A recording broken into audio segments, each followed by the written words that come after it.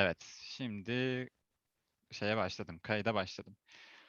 Bugün emir kipinden konuşacağız. Emir kipi, yani imperatives. Normal dillerde yani İngilizce'de, Arapça'da, İspanyolca'da emir kipi çok kolay.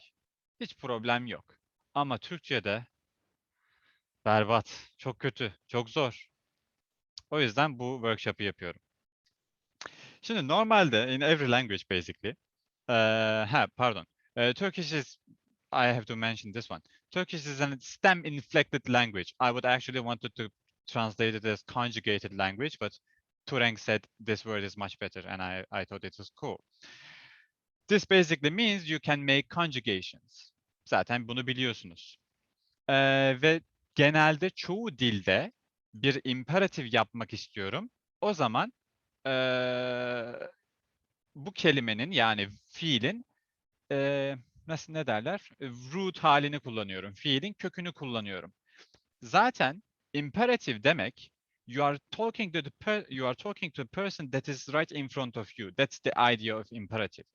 Yani if you are saying something, if you are commanding someone to do something, that person is right in front of you.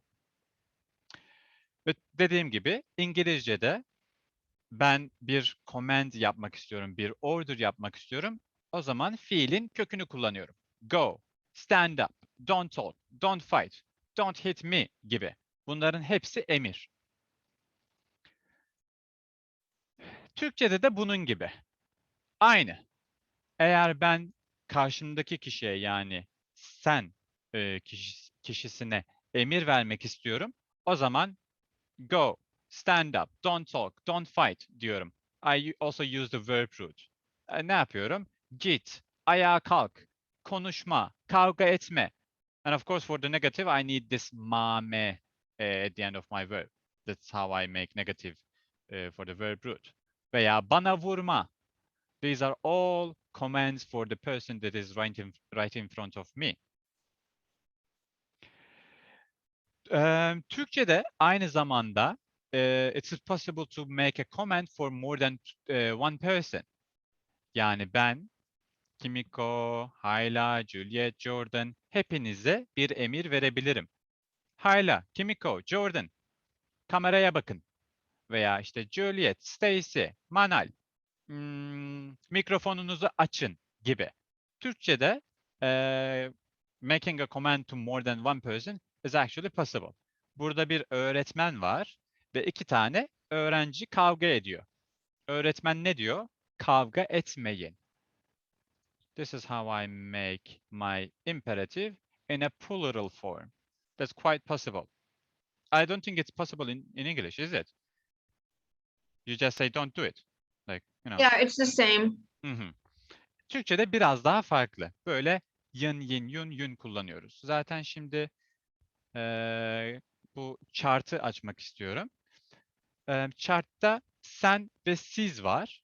Sen for the second person singular and for siz it's the second person plural basically.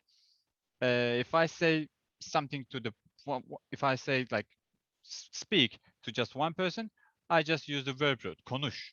And if I'm saying it to more than one person, if I say Kimiko, Hayla, and Juliet speak, then I basically say konuşun. And if I'm saying the opposite for just one person, I would say konuşma. And for more than one person, it would be konuşmayın. Ama şuna da dikkat etmeliyiz. This is the bunun adı neydi ya? This is the formula that I have for the plural imperative. Basically, it can be yin, yin, yun, yun, because of the vowel harmony. And also it can be, pardon, in, un. But you should never forget, for negative forms of imperatives, it's always going to be one of these. Çünkü negative form is always ends with a vowel. It always ends with ma or me. Bekle, bekleme. Bekleyin, beklemeyin. In this one I also have y in my positive sentence. Çünkü bekle bir vowel ile bitiyor. Tamam? Basit şu anda. Burada bir problem yok. Mesela şunu birlikte yapabiliriz. Sen için anlat, siz için bir şey pozitifde. Hayla Anlat. lütfen anlat. Hı hı. Anlatmak. Yok yok negatif istemiyorum. İstiyorum. Plural istiyorum. Anlatın. Anlat. Anlatmayın. Veya Let's make it anlatın. positive. Hı hı. Anlatın. Anlatın. If I want to make it negative, anlatma or Anlatmayın. anlat. Anlatmayın. Harikasınız. Süper. And for gir, it's going to be exactly the same. Gir, girme, Girin. girin veya Girmeyin. Girmeyin. aynen öyle. Girmeyin. That's the idea. Şu anda çok basit. İki tane istisna var. There are some exceptions. Ama çok zor değil. Çok az var. Onlar da şunlar. For the verb git, et ve tat, in positive form, I always have to change my T to D. Çünkü T'den sonra bir vowel var. Bir I, I, U, Ü var. For git, if I want to make it plural or polite, I would say lütfen Gidin. gidin. Aynen öyle. I don't say gitin. Ama for negative, Gitmeyin. now my root is gitme. I don't have to change this T to D. Çünkü T'den sonra bir M var.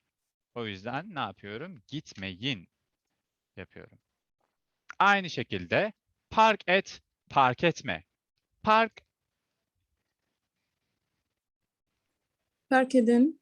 Park edin veya İstanbul'da her zaman şu var. Park etmeyin. Fark etmeyin. Etmeyin. Park etmeyin. I want to Park hear the etmeyin. T. Park Evet. etmeyin. Etmeyin. Neden? Çünkü T'den sonra bir M var. Wouldn't be nice if I say park etmeyin. Böyle kullanmıyoruz. Tamam mı? Bir istisna daha var. Küçük bir istisna bu da. Evet. O da şu. Türkçe'de, pardon, bunu konuştuk. Türkçe'de iki tane fiil var. Yemek ve demek fiilleri. Zaten bu fiiller her zaman her gramerde istisna. Bu fiiller sonunda E harfi var ve bir vowel olduğu için biz bunda plural yani siz formunda yeyin demiyoruz. Bu E'yi I yapıyoruz.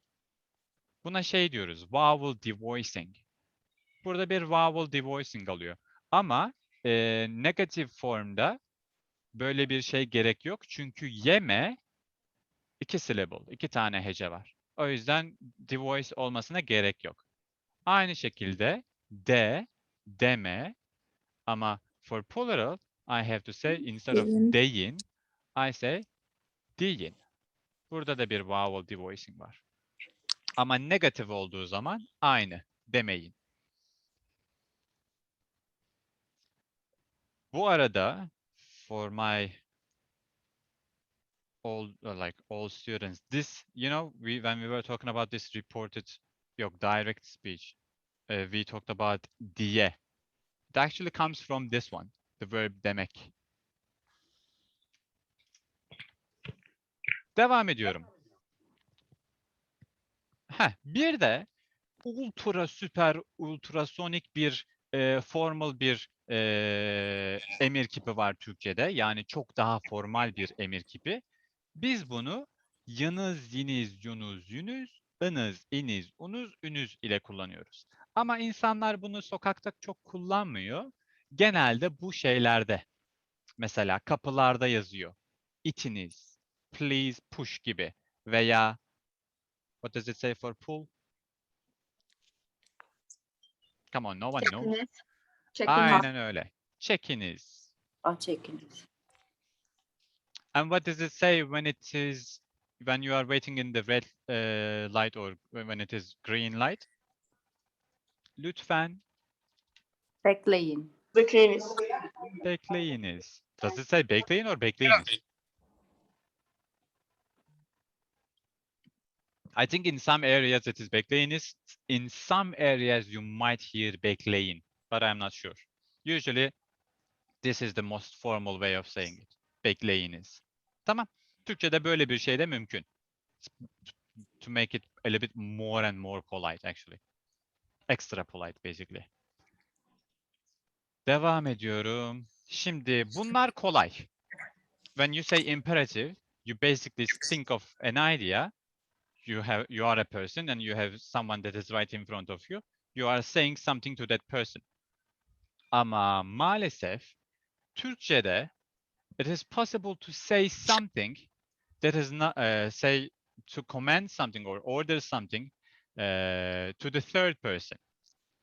And in this case, I basically had to use these stickmans to talk about it. In this case, I have a different scenario. Mesela burada Ahmet var. Ahmet ne yapıyor? Sigara içiyor. Ve bir öğrenci var. Bu öğrenci de Jordan olsun. And Jordan wants to tell on me. Jordan diyor ki, öğretmenim, Ahmet sigara içiyor. And then the teacher is not even seeing me. So instead, because he cannot see me, instead of saying içme, he says içmesin. Like, tell him not to smoke gibi. And he continues, hemen yanıma gelsin. Tell him to come next to me. Sonra zaten Jordan Ahmet'in yanına geliyor. Bu sefer second person kullanıyor. Sigara içme, öğretmenin yanına git. When the teacher says it is içmesin, hemen yanıma gelsin. When Jordan comes next to me and says it, it is sigara içme, öğretmenin yanına git. That's the idea of third person imperative. Soru var mı? And then basically, after that, I go right next to the teacher. Whoop. My old PowerPoint skills. Tamam mı? That's the idea of emir kipi for third person. And also, it is actually possible to say, to make a command again for the third person plural. So let's say, again, Ahmed and this is Jordan, this is Ahmed, and this is Ali. Ali and Ahmed, they are fighting, and Jordan is again, he is trying to tell on us, and he goes next to the teacher, and he says, öğretmenim, Ahmet ve Ali kavga ediyor. And then the teacher this time says, kavga etmesinler. Çünkü burada iki kişi var. He says directly to Jordan, ama aslında Ahmet ve Ali'yi istiyor. Yani mesaj Ahmet ve Ali'ye. Why didn't we say Ahmet ve Ali kavga ediyorlar? Çünkü we already know the subject, so that's why I actually don't need lar at the end. If I had another sentence, for example, like I'm basically continuing this sentence. Who asked this, by the way? Ay Manal. Manal. If I continue to this dialogue and say, işte sınıftaki Çocuklar mesela. masalları kırıyorlar. Let's say they are breaking let's say sıraları. They are breaking the desks in the class. In that case, I will need this lar and lar to refer Ahmet ve Ali. But here, in this sentence, I already know my subject, Ahmet ve Ali. So that's why I can kick this lar out. Okay. Tamam. Tamam. Evet, Ahmet ve Ali kavga ediyorlar. Öğretmen de diyor ki, kavga etmesinler. Hemen yanıma gelsinler. Aynen öyle. So that will be the idea. This is the third person imperative. Sonra Jordan tekrar Ahmet ve Ali'nin yanına gidiyor ve ne diyor? Kavga etmeyin. Neden etmeyin? Çünkü plural. Evet, çünkü onlar iki kişi. Yes. And poor Ali still says bana vurma. That's the idea. This is all about third person imperative. as I said, it's not something that you can find in any other language, at least as I know. But in Turkish, it is possible. Çünkü in Turkish, it is, I mean, yeah, I don't know. Probably about gossiping culture, but I'm not sure. Şimdi, tamam, bu da işte for the third person imperative, we have this chart. O gelsin, o gelmesin, o gitsin, o gitmesin. Onlar gelsinler, onlar gelmesinler, onlar gitsinler, onlar gitmesinler. I need sın, sin, sun, sün, and sınlar, sinler. Sunlar, sünler. Soru var. Heh. But I hear people all the time saying like baksana or gelsene. They Mhm. speak like this, but I don't hear them say like gelsin or baksın. Gelsene and baksana are also kind of an imperative for the third person. Pardon, for the second person, özür dilerim. This gelsin, baksın is only used for third person. Hayla, you are a teacher, so you will understand it like this easier. You have your parents meeting, and the parents asking you how their child can improve their English, let's say. You can basically command that student, because she is not there. You can say, kitap okusun, ödev yapsın, İngilizce çalışsın, oyun oynasın, müzik dinlesin, film izlesin. You are basically talking to your student, but actually you have your parents in front of you. That baksana gelsene is basically I ask you to look at me, I ask you to come next to me. It's something a little bit different. It's for the second person. Okay. Is it rude to say baksana? Biraz. Evet. Yani, evet. So it can be said that it is informal. Evet tabii. Evet. We can say that. Şimdi bir de I already write a kind of a blog for post about it, and I actually want you to help me with the rest of the blog post. In Turkish, we have lots of sayings like this. Kolay gelsin, afiyet olsun, geçmiş olsun, doğum günün kutlu olsun, hayırlı olsun, bayramın veya bayramınız mübarek olsun. Jordan bak sıhhatler olsun, Allah rahatlık versin, Allah razı olsun. These are all basically a kind of an imperative for the third person. For kolay gelsin, you are actually ordering the job or the work to be easy. In this one, for example, Allah razı olsun, you ask God to be razı. I don't know how to translate it into English. But yes, probably most of you got it.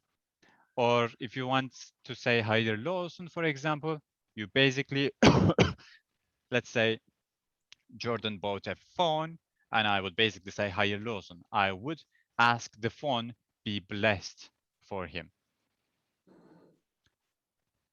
But we have many more, and I want to hear them from you. And I have this chart over here. And we are going to categorize these kind of prayers or usages or phrases together. Give me any phrase that you have learned this sın, sin, sun, sün. It doesn't have to be sın, sin, sun, sün. It can also be something like this. This is the Aşk. second person. Aşk. Aşk olsun. Harika. Ne demek aşk O ya olsun? ama. Yani like it's like a shame on you but nicer. Bilmiyorum ya anlamadım. It's yazıklar olsun. Wow, onu da yazalım. That's shame on you, yazıklar olsun. Aşk Yeah, olsun. ama aşk I don't Aşk understand. olsun şöyle Heather. Let's say I say something not rude, but like I'm kind of teasing you, like I'm making fun of you. And I say something bad, like I say, oh, your Turkish is so bad. Then you would say, aşk olsun, yeah, like, come on, gibi. Aşk olsun has that, like, don't make it look bad, make it love, make it, I mean, something nice gibi. So you say it with friends gibi? Genelde evet. Hmm. Genelde. Can students say it to teachers? Aslında mümkün. Because one of my students said it to me once when I was making fun of Shafar's. Yeah, then it's possible. It's okay actually. I mean, it's not something rude. Okay. Aşk olsun. A2. Yazıklar olsun. A2. Shame on you. Başka? Otobüslerin içinde Allah korusun. Yazdılar. Pekala. A2. Allah korusun. Ne demek Allah korusun? May God protect you. God protect it. The thing that is written. Yes, alright. So you are asking, you are telling, you are commanding or ordering God to protect it. Her dolmuş Türkiye'de. Ne? Her dol- Dolmuşlar. evet, her dol- Evet, her her dolmuş dolmuşta var, evet. Türkiye'de. Başka? Allah kahretsin. But maybe I shouldn't say that one. Yeah, it's okay. Oh, Allah I kahretsin. see the dizzies. Yeah, it's okay ya. Allah kahretsin. God damn it gibi bir şey. Başka? İyice büyüsün. Hı? İyice büyüsün. Büyüsün. İyice büyüsün. Yani Kızı. bu bir phrase değil ama yazacağım. İyice Çünkü büyüsün. a lot of people say it like, I have a son, he's 8 months old, and everybody like, iyice büyüsün. Şimdi in that case iyice büyüsün means something like that. Let's say you want to buy a phone for your kid, but he's like, let's say 14 years old. Then I would say let him grow a little bit older, like let him grow a little bit bigger. İyice büyüsün, sonra alabilirsin. Hmm. I would use that. Allah bağışlasın. Bu güzel. Allah bağışlasın. Ne zaman söylüyoruz bunu Almira? When you are giving blessing to children, is it? To children usually. Aynen öyle. Yeah, To babies like- especially. May Allah give him, bless him, or like that, is it? Aynen öyle. Yeah, may God forgive him gibi. Ha. Tamam. Bağışlamak is to forgive. Ha, tamam. Aynı kelime ama başka mana var. Allah başına olsun ya. Ne bileyim. Yani olduğum için yani. O şu. Allah rahmet eylesin. Ve Allah başına sağ olsun. Bir de şu var. Başına sağ olsun. Başınız veya başın sağ olsun. Yani bu da şey demek. Sağ means healthy or it means alive. And if someone is dead, this prayer basically says let your head, let your mind be healthy gibi. Başın sağ olsun. I know you are sad, but I hope your mind stays healthy gibi. Actually, there is one more meaning of this one. I remember reading about it. It was something like this baş means scar, and then this says, okay, let your scar be healed. gibi. There could be also something like that in the meaning. Başka? Helal olsun. Helal olsun. Pekala. Wow. Kimiko helal olsun. Ne demek helal olsun? Ben şarkıda dinledim ve iki ayrılıyorlar. Ve something like tamam, if something bad happen, may be gone gibi. Tamam. Şimdi helal olsun aslında çok anlamı var. If someone successes in something, you can say helal olsun, bravo, wow, süpersin, helal olsun. You can use that kind of thing. Helal olsun can also be, this is kind of a religious and cultural thing. If someone gets, let's say you steal my phone, Kimiko, and if I say that like let it be haram on you, then in that case I would say haram olsun. Like don't get any, like get sinisters from it gibi. And helal olsun is opposite. Like it's okay. I don't have any problem with it. You can use it gibi. Let's say I have an apple on my table, but you ate it. I can say helal olsun. Like it's okay. So you can eat it. Tamam. That's also in that kind of meaning. But you say it after they already ate it? Your Evet. apple, I'm so sorry, I didn't know it was yours. And you can say, "Oh, hello." Helal. Yeah, in that case, I would say helal olsun. And that person should actually ask helal et, like make it helal for me. Something that is, related to culture and religion. Başka. Biraz daha zor şeyler duymak istiyorum. Haydi. Lanet olsun. Okay, lanet olsun. Bunun gibi lanet olsun. Bunun yanına yazacağım. Başka? Are we just saying any phrases, any at all? Evet, that we evet, know? evet. Tabii. Oh, like kendine iyi bak. Mümkün. Çünkü o da bir imperatif. Ama o second person imperatif. Kendine iyi bak. Tamam. But my favorite is actually this one. Kendine cici bak. Have you ever heard of it? Oh, no. But take care of your Gigi. Şimdi cici is a word that you use when you are like petting something. Oh, it's so cute, like Gigi. Oh, So take care of yourself very carefully gibi. Like it's basically the same. It's kind of a slang, but it's a cute way of saying take care of yourself. what Kendine is cici bak. what does shaka mean? Şaka, like joke, like when you are making a joke. I'm just kidding kidding. giving. Ha, aynen. Ah, okay. Şaka. Can we still say kendine iyi baksın? Like Mümkün, tabii ki. If I'm talking, mesela bir arkadaşım geldi ama yalnız geldi, koca hastanede falan. Hı hı. Yani tamam bye, yani kendine iyi bak ve kocan aynen kendisine iyi baksın. olur. kendisine. Hı hı. Oh, iyi yolculuklar. Onda bir şey yok, imperatif yok. O bir fiş. Mümkün ama. Yani İyi yolculuk olsun. biz onu Olabilir mi? kullanmıyoruz. Munşat aslında in every phrase like iyi yolculuklar, hayırlı sabahlar, iyi günler. There is actually olsun at the end that we just don't put. Ha, Because it's just in the language we don't use it anymore. Evet. Hı hı. Bu kadar mı?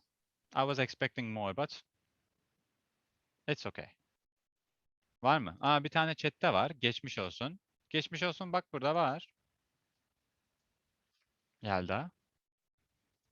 You could teach us some. Yeah, I was expecting from students ya. I never thought. Düşüneyim biraz. A B2 Mesela. level one, I'm curious. Mesela I would say vur çatlasın çal oynasın. Was it something like this? Vur çatlasın çal oynasın would be a kind of like enjoy it, like hit the drum so much that it break and like play it and let them dance gibi bir şey. It's very confusing. You basically say it when there's a party around there. Vur çatlasın. Ya dur ya. Burada bir yanlışlık var. Vur çatlasın. Çal oynasın. Allah Allah. Vur patlasın mı yoksa? Bunu yazmam lazım. Bir saniye. Neden unuttum ya? Bir dakika kontrol ediyorum. Vur patlasın olması lazım. Vur patlasın. Tamam vur patlasın. Özür dilerim. Zaten çatlasın biraz saçma oldu. Vur patlasın. Let the drum explode and let them dance gibi. Başka B2 ne olabilir? Düşünüyorum.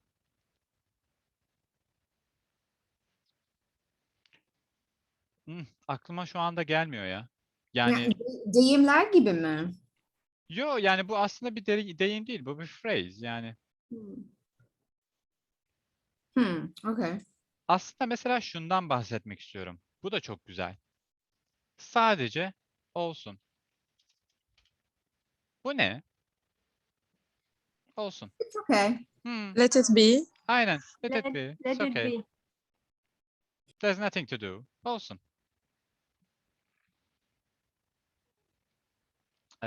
Başka. Vallahi aklıma gelmiyor ya. Mesela şöyle bir şey var. Ben bunu belki B1'e koyabilirim. Yeni doğan bir bebek için veya doğacak bir bebek için Allah analı, babalı büyütsün diyebilirsiniz. Let the God make him grow with a mother and father.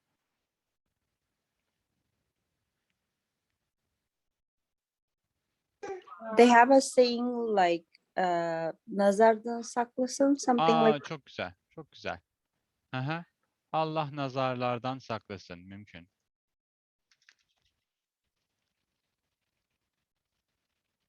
Bravo. Let the God keep or like hide it away from nazar. Bravo. Hocam bir daha var.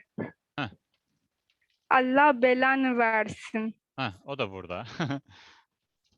Onu da yazalım.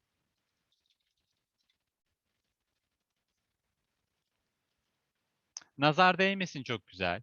Let nazar not touch it. Bu da çok güzel.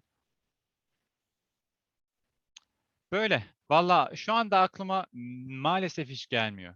I wish I was actually prepared for the things, but I was literally expecting you to say some. Well, if you don't know, we don't know. Yani Hayırlısı versin gibi Hmm. olabilir mi? Ne? Hayırlı. Bir dakika. Belki Allah hayırlısını versin. Ha, olur. Allah hayırlısını versin. Ama başka vardı. Belki hayırlı olsun. Ha, şöyle. Hayırlısı neyse o olsun var. Tamam. Let it be the one that is actually that is good, that is gonna be good gibi. Şu var. B2 mi ya? Evet. Kıskananlar çatlasın. Çatlamak is basically to crack, but when you are very jealous of something, you are so jealous that your body cracks. So kıskananlar çatlasın. If you are jealous, you crack. So yeah. What situation would you use that in? Let's say you have not friend, but you know someone that is kind of jealous of you, or like you don't like each other that much, and they always want to be they want to have more than you have, but you actually somehow you have something really nice. You can just say, oh, like if you are jealous, you crack. Like I don't know, if you beat someone that you don't like, and if they are jealous of you, and if you're aware that they are jealous of you, you can use it. something like haters gonna hate. Heh, bravo. Right. Almira, süpersin. So- Haters gonna hate gibi. When talking about them, then. Evet, tabii. Hı. Ha, bir dakika, nasıl yani? Yani arkadaşımla yani o yani ben yani mesela kadın var Pam diye. Tamam. Hı hı. Pam'ı sevmiyorum. Pam'dan yani nefret ediyorum Hı hı. diyebilirim. Ve arkadaşımla konuşuyorum ve arkadaşım diyor ki Pam ne dedi falan ve ben bu söyleyebilirim. Yani I'm talking about Pam to my friend. Aslında maalesef hayır. Çünkü bir farklı bir senaryo aklıma geldi Heather. Küçük çocuklar genelde bunu yapıyorlar. Mesela 2. sınıfta bir öğrenci. Tamam mı? Genelde erkekler ve kızlar bunu çok yapıyor Türkiye'de. Usually in primary schools, these boys and girls, they always in a fight. Because boys are usually naughty and girls are always studying, at least as I observe. So when a girl gets a high point in a class or in an activity, and the boy is he gets a very bad one, the girl can tease him. The girl can tease the guy with kıskananlar çatlasın, Okay, so you say it to that person. Aynen öyle. Okay. Beraber olsun. Wow, Mesela süper. afiyet olsundan Evet, sonra. afiyet olsundan sonra we usually say Gel beraber olsun. When someone is eating and you say afiyet olsun, you say come and let it be together gibi. Güzel bir şey. Phrase. Bravo Kimiko. Ne istiyorsa o olsun. Mümkün. I wouldn't say it's a phrase. Whatever you want. Yeah, let it it's be a gibi. sentence. Mümkün. Ne istiyorsa o olsun. Evet. Arkadaşlar valla benden bu kadar. Geldiğiniz için çok teşekkür ederim. Burada recording'i Rica bitireceğim. ederim. Evet, çok teşekkürler. Ne demek? Çok teşekkürler. Ne demek? Rica ederim.